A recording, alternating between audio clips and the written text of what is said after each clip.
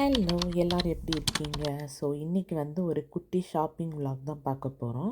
So இன்னைக்கு வந்து நாள் வந்து ரொம்பவே நல்லா இருந்தது. நல்லா வந்து பிரைட்டா, சன்னியா, ஸ்கைலாம் வந்து நல்லா கிளியரா இருந்துச்சு. அதனால வால்மார்ட்டுக்கு வந்து ஷாப்பிங் போயிருந்தோம்.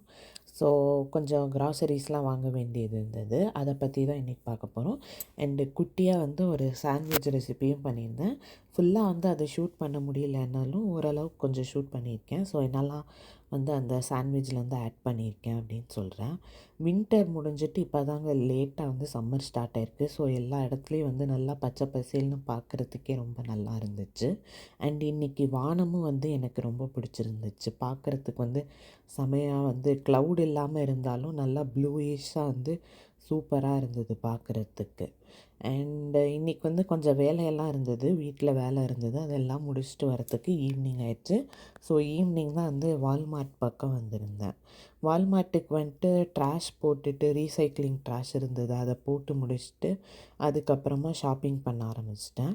எதுக்கு சும்மா எல்லாத்தையும் குப்பையில் கொட்டணும்? ரீசைக்ளிங் பண்ணுறது நல்லது தானே. அதனால் வந்து எப்போவுமே ரீசைக்ளிங் பண்ணுறத வந்து ரீசைக்கிள் பண்ணிடுவேன். ஆனால் இன்னும் நம்ம ஊர் காய்லாங்கடை மாதிரி விலை கொடுத்து வாங்கிறதுக்கு வந்து இன்னும் கடை கண்டுபிடிக்கல இங்கே பக்கத்தில்.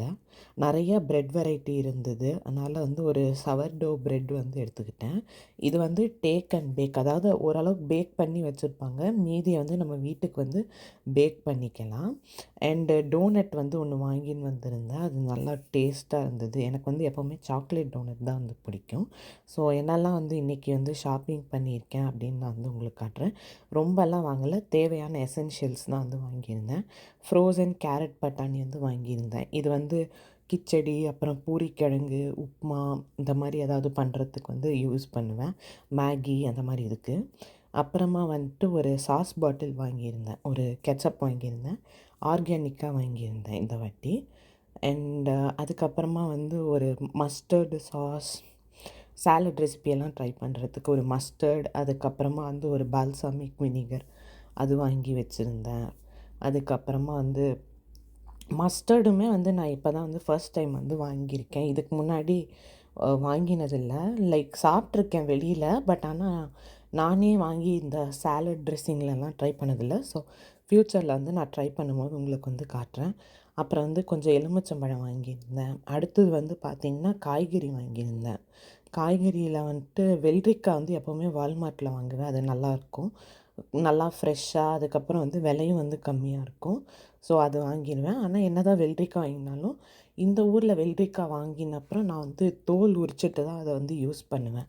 அதுக்கப்புறம் வந்து பீன்ஸ் வாங்கியிருந்தேன். அதுக்கப்புறமா வந்து முள்ளங்கி வாங்கியிருந்தேன். முள்ளங்கியுமே வந்து பார்த்திங்கன்னா வந்து நல்லா வந்து சிவப்பு கலர் முள்ளங்கி குட்டி குட்டியாக வந்து இருக்கிறது. இந்த ரவுண்டு முள்ளங்கி வெரைட்டியில் வந்து இருக்கும். அந்த முள்ளங்கி வந்து வாங்கியிருந்தேன். அதுக்கப்புறம் வந்து சோடா வாங்கியிருந்தேன். ஒரு பாட்டில் ஆரஞ்சு ஃப்ளேவர்டு சோடா வாங்கியிருந்தேன்.